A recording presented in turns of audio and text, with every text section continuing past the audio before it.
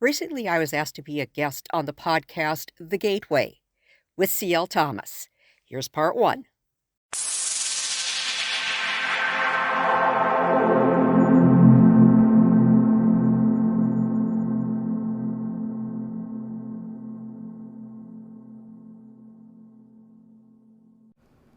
It's time for Survivor Angels, an approach to strengthen trauma survivors.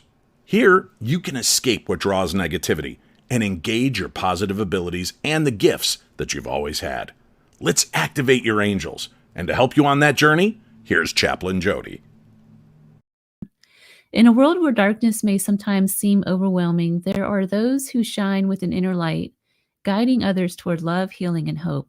Tonight, my guest, Jodi Din from Survivor Angels, an angel lightworker and intuitive empath, will take us on an exploration into not only the realms of lightworkers and angels, where miracles abound and divine intervention is ever present.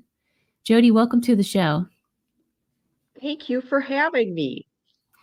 I'm really excited to have you on. There's so much to discuss, and I definitely want to share just a little bit of my own story somewhere in here to get your thoughts on it. But first, please tell me what led you down the angel path. Well, the first time I ever had an angel experience, I was only 3 years old. And of course, at the time, I didn't realize it. But I did not too many years after that. And the angels have been with me, as they are with everybody, all my life. It's just a matter of being open to them and recognizing them. So as time went on, I knew they were always there. And eventually I realized I was supposed to be a pastor. So I went to seminary. I have a Master of Divinity degree. I'm an ordained pastor, and I also served as an Army chaplain. And of course, when I initially heard my calling, women weren't even allowed to be ordained at that point. So I just kind of poo-pooed it all, but the angels kept telling me, no, that's what you're supposed to do, what you're supposed to do, until finally I kind of gave in and said, okay, you twisted my arm long enough. Well, the whole piece with Survivor Angels then came about not too long ago. I don't even really kind of remember when, but it was in response to listening to so many people say, I have anxiety, I have depression, I struggle with life, I've been through traumatic experiences, and I'm sitting there thinking, where were your angels this whole time? Why weren't you listening to them? And I realized people didn't know they were there. They didn't know anything about them. They didn't know how they were bringing them messages, because that's all an angel's job is to bring you messages, to carry them back and forth. And so the light bulb went on. It's time to start Survivor Angels. And I've been through enough trauma in my life that I completely understood where they were coming from, been there, done that. And so Survivor Angels was born, and it's now a podcast and a blog and live events, books, you name it. And so here you and I sit tonight. Well, you know what? It's interesting you said that about depression and everything, and that people don't know that their angels are there. I'll tell you shortly what happened to me just a few years ago. I went through a really dark phase in my life. I was living in Nashville, and I was very depressed and just didn't know which direction to go. And I felt like I needed help. And so I didn't know at the time that I always thought that, to call on angels, because the Archangel Michael kept coming into mind.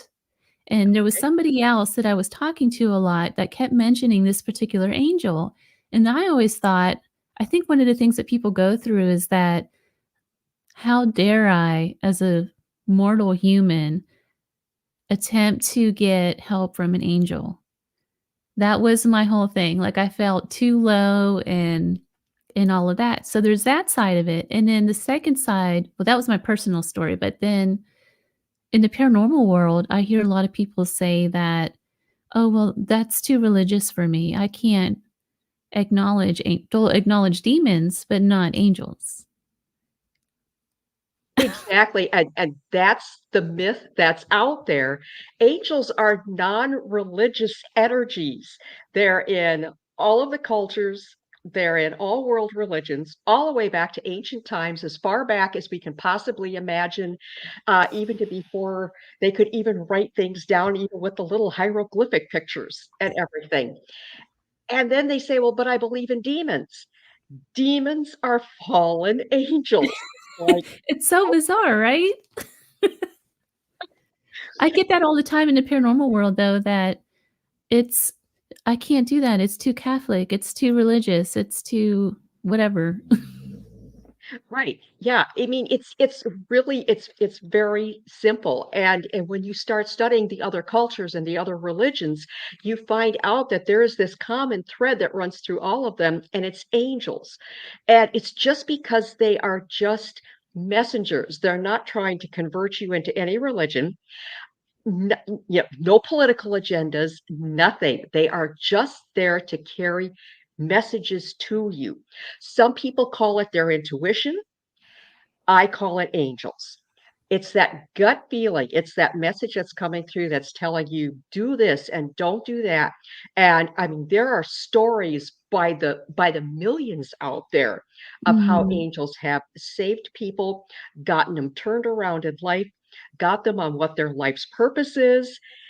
It's amazing, and that's the part I love most about doing this is actually talking to people one-on-one and hearing their stories, because every time I think I've heard them all, nope, there's another one that's even better. It's strange what happened to me because this Archangel Michael, he would show up everywhere. I remember the room would get really hot and just different things that would happen. Like, the number 44 kept showing up for the longest time. Like, it would be on my grocery receipts, it would be on license plates, just everywhere I looked, that number was there. And it was, Mhm, and it's I know there's a lot of skeptics out there probably going, "Oh, it's just 44." Of course, it's a common number, right? But I asked for a specific sign in a specific time period. I asked for that number, I think it was 6 different times in 24 okay, hours, and sure enough, it showed. And then on top of that, I thought I was going crazy. I went on this ghost hunt with a big group of people and I said, "You know what? If you're really there and interacting in my life, I want you to speak through the spirit box." You know, that spirit box that they all mhm, use. And lo and behold, Angel came out. Like, you know how the ghost investigators will always say, "Who's there? What's your name?" It said right. Angel on several different times that night. So, I've had that happen on some investigations too, where I'm not even asking and nobody else is asking either, and it will say "Angel." And so people then, of course, look at me and they're like, "What?" And I say, there's an angel present or maybe many angels, and they're just letting us know that they're there for those of you who don't realize that they're there. I always call them the angels before I go on any paranormal investigation and just say, make sure that you protect me mentally and emotionally. I don't worry so much physically. I probably should, but I haven't had to at this point. But I always call them in just to put that sort of shield of protection up, because there could be the demons there, the fallen angels. You don't know what you're gonna get on an investigation. so one of our listeners says, "I did a ritual to summon Archangel Raphael a few years ago, and white feathers started appearing in my room out of nowhere.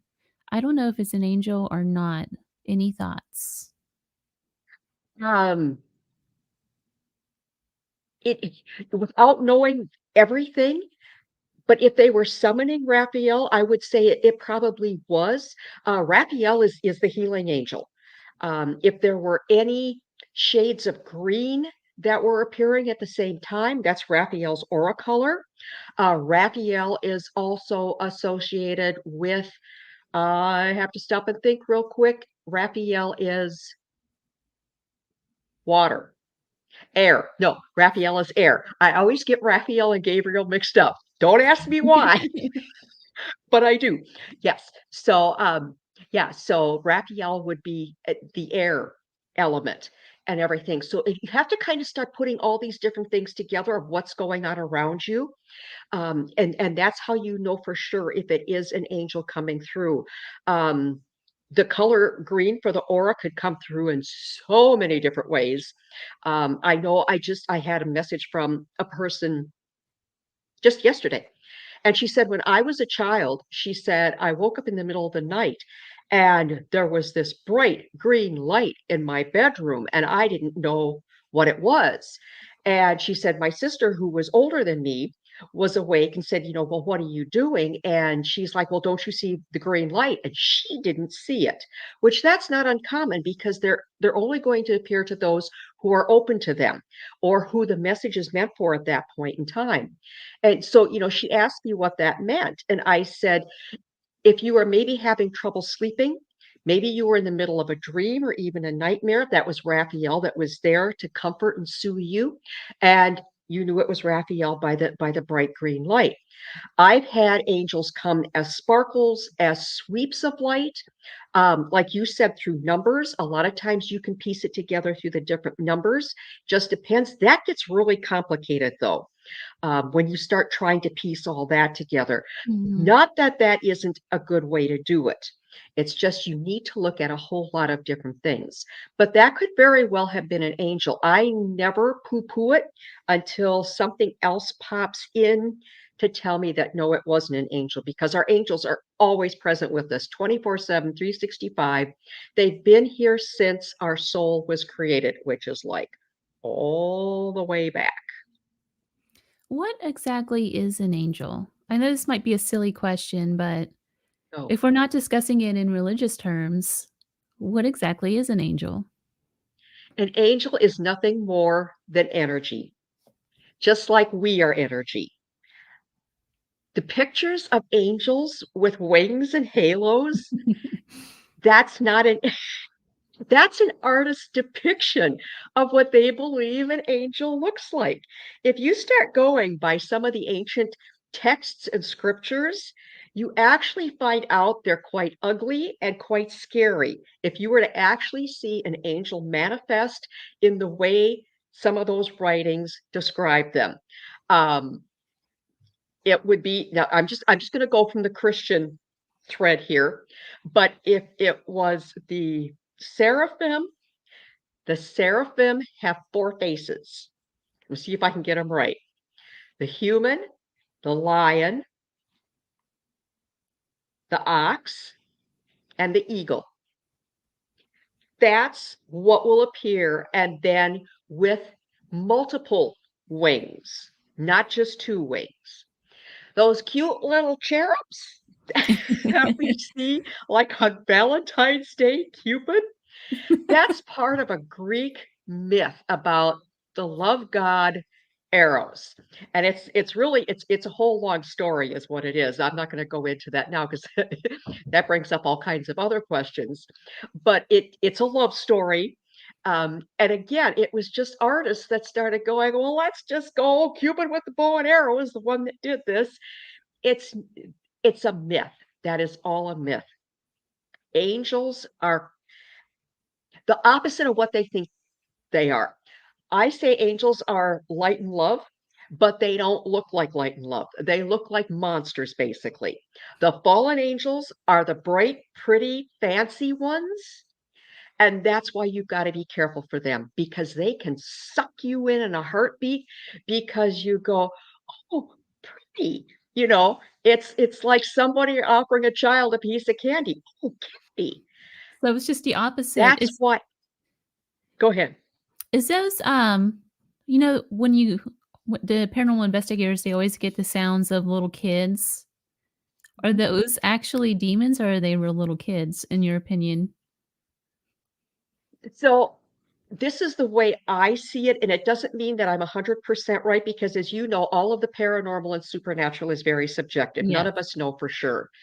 So the way I see it is spirits are deceased, of course, and the angels talk through them is what they do. So the angels are manifesting through spirits because that's who's familiar to us is beings who have passed on. or maybe they haven't crossed over. Just, every situation is different. Because, and I've been told this by several different, people. Um, I was, by a shaman and a couple of other people too, that spirits aren't able to talk themselves. And that's why I believe that it's actually the angels that will speak because they're the messengers. But they use the spirits sort of as the vessel, if you will, and they come through that way. So, like, this is a little bit going down a little bit different path here, but so when someone says, "Well, my grandma brought me this message," it probably was your grandma that you saw or believe that you saw, but it was an angel that was bringing you a message, not your grandma. Does that make sense? Yes, it does. So do Yeah. you think, when you were saying that the fallen angels are really pretty and they try to, um, what's the word? They try to make you feel like that you can trust them or whatever. Mhm. Um, do you think that these voices that we catch, EVPs and such from little kids, could be demons and not just that cute little kid? They could be. Absolutely, they could be. I can't rule it out.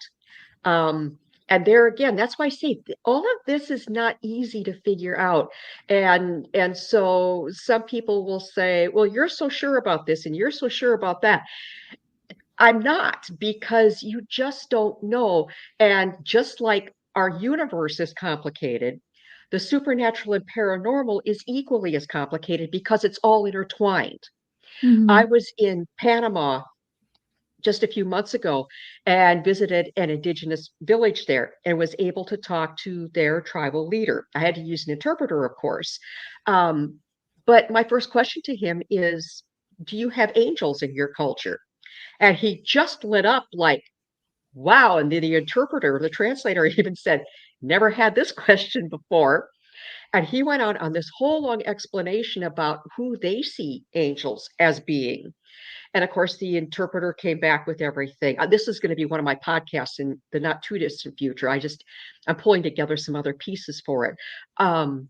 But they see angels completely intertwined with nature, which again just validates that everything is connected. Our energy, angel energy, any paranormal energy, nature, everything. We are all basically one energy with different sort of offshoots. We come out of that one piece of energy in different ways. That's interesting. That's where I'm at with this. When you said To that be podcast comes continued. out, 'cause I'm gonna listen in on that. What about is it called the Nephilim? Is that an Oh, angel? the Nephilim. I always get them all confused. There's so many of them. Yes. The Nephilim, the jury is out on them also.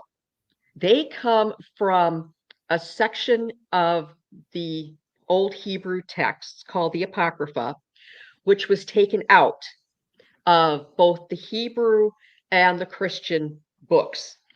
Um, the Nephilim are in three of those Hebrew texts called the books of Enoch, and there's three of them.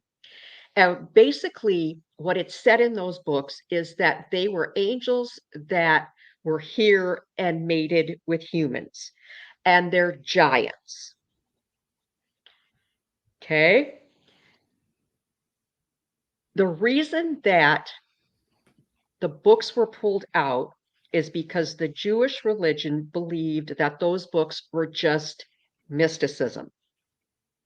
Now, if they were to go back and look at those right now, knowing everything that we know today about the supernatural and the paranormal, my question would be, should we put those books back in? So, do the Nephilim really have a place? Were they for real? Just as much as fallen angels are, as much as the light and love angels are here. What do you think? They are considered fallen angels because they mated with humans. There is another side of scholars that will say it's not possible for angels to mate with humans. It's interesting. You know, there's Another avenue that I am pursuing, trying to get answers on. A there little more are definitive as much as we can know. they have found giants all over the Yes. world, but here in Nevada, or Nevada is how they say it here. I keep having to remind myself it's Nevada, not Nevada. I'm used to Nevada. Um, they found there's a cave here out in the middle of nowhere, and it was full of giants. And there's an old Native American tale that these giants were eating their tribe members. Um, and so they I think the story goes they asked them to please not eat, our humankind anymore, and the giants, they wouldn't do it. And so there was a battle that ensued, and they ended up, I think they trapped the giants in the cave, and that's how they ended up dying in the cave. Mhm. But this was always a myth, or like a folklore thing in Nevada, in northern Nevada, and they've actually found the remains. Right? So Yep. do you think that could And have that been angels? yes, because that's another piece of the Nephilim is that because they mated with humans, they became human. And then I've heard this piece too about them eating, you know, other ones. Um, and then all you have to do for anybody who does know scripture is you go to the story of David and Goliath. Goliath was a giant. So there's a crossover there in religious texts that sort of validates the Nephilim, and yet they took those 3 books out and say that it's just a bunch of hogwash. Yeah, they definitely This, need to put them back. yeah, this is what I love about this because you just keep learning more and more, and you just keep trying to fit more and more of the pieces together. Not that we're ever going to have a full picture, but it's just like a little more here and a little more there. Mhm. And And like everyone says, quite rightly so, the veil is getting thinner.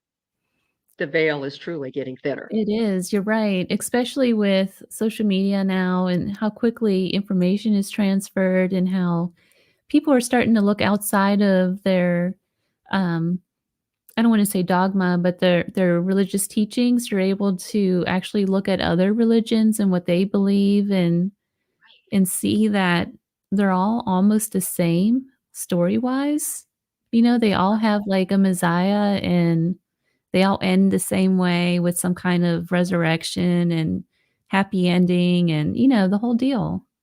It's Right. in And they all have angels. That is Yes. for sure a common thread that weaves through, like I said, not just religions, but cultures who had no religions. They were pagan or whatever the case might be. But the angels are still there. And I believe it's because of the peace that they're messengers, that is their sole purpose. And there's something in those messages that one day we're all going to get the message. So you were 3 years old when you first recognized Experience. that experienced an angel. I was about 2 Mhm. or 3 too when I first, experienced paranormal, but how did you make that connection at such a young age that this is an angel? Right? With the help of my mom, who is 95, she is still here. She is sharp as can be. And so as I started thinking about all these things in my life where I know for sure that it was angels present, I started asking her. And what it was is it was a Sunday school Christmas program. And here I am, 3 years old, and she stuck me out front to sing the final verse of Away in a Manger in the Christmas program. My voice then and now is you don't want me to sing solo, let's just put it that way. I can sing, I can keep a melody, but I am not a solo singer. But as my mom said, My voice came through at just shy of 3 years old like an angelic voice, and yet still a child's voice. She'd never heard that voice out of me when we were practicing. And she would make me sing all the time because when I first started to talk, I stuttered. Well, one way to get somebody past stuttering is to have them sing because you can't stutter if you're singing. It's almost impossible. She never heard that voice until in that program. And when I started asking, she said, that was an angel coming through you. And she said it was as pure and angelic as it could possibly be. And she said she has never heard the church so still. She didn't say quiet, she said still.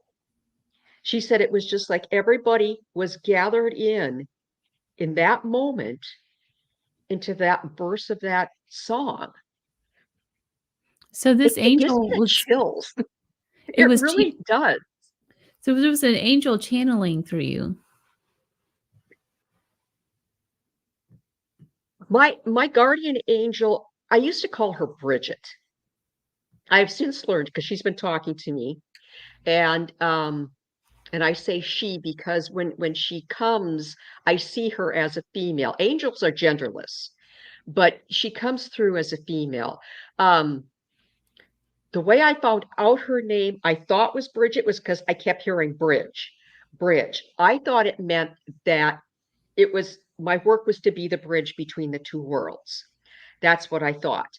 But then I'm going about my business here with Survivor Angels, calling her Bridget all the time, and she's coming through. She's still going Bridge, Bridge, and it's like your name is just Bridge, and I got an affirmative from her, and it's like, okay, sorry, my apologies, I'll get it right.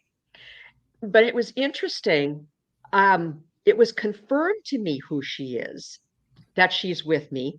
We were investigating at the Bell Mansion here in January, and a psychic medium who was there with us, she walked over to me and she said, you have this beautiful lady over your right shoulder. She has beautiful red hair and she's wearing a blue dress. That I knew by her description was the guardian angel as she has always presented herself to me. So I have to believe that Bridges is the one who channels for me. Well, that's a really interesting name too, because of the connection of bridging the two worlds.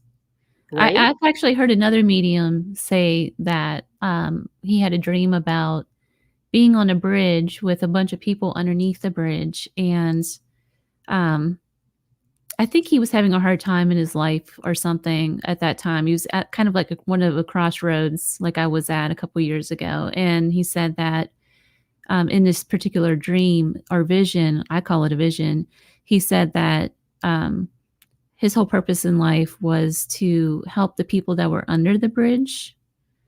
Okay. So, but I couldn't, I didn't really understand what that meant until what you just said now. He's a medium, so he's crossing people, or he's Right. connecting the two worlds. And that's similar to what you do. Exactly. Right.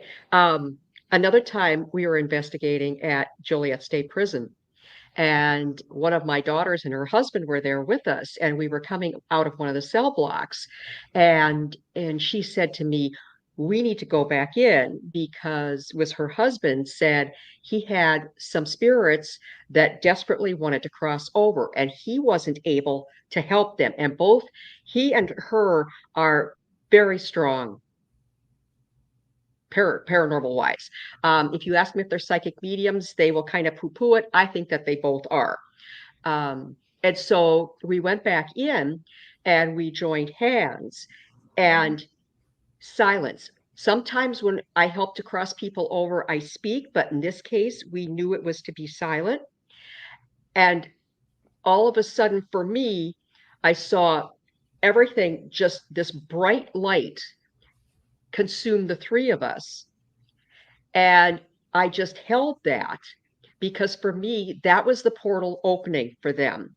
And then when we got outside, then I asked them, I said, what did you see? And they said, we saw them, each of them, go through the portal. I didn't see them go, but I held the portal because that's what I saw was the portal. And so I held that open, and they then sent them through. Wow. It's cool when it happens. Tune in next week for part 2.